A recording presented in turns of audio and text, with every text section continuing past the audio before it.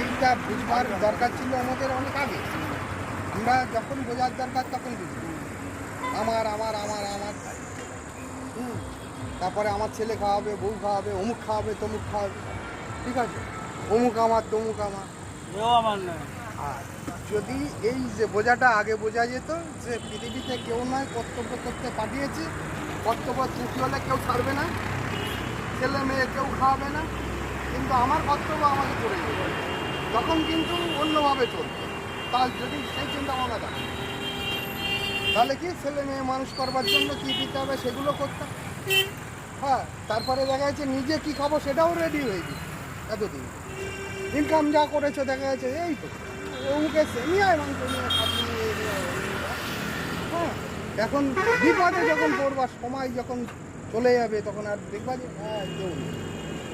আমার জীবনে আমি প্রচুর টাকা দাদা, ওইটাই তো বলছি, প্রচুর টাকা। তাহলে আমি যা কামিয়েছি না, 35 বার ধরা পড়েছি, 35 বারই গাড়ি চালিয়েছি, 50,000, 55,000, 40,000, 50,000 টাকা দিয়ে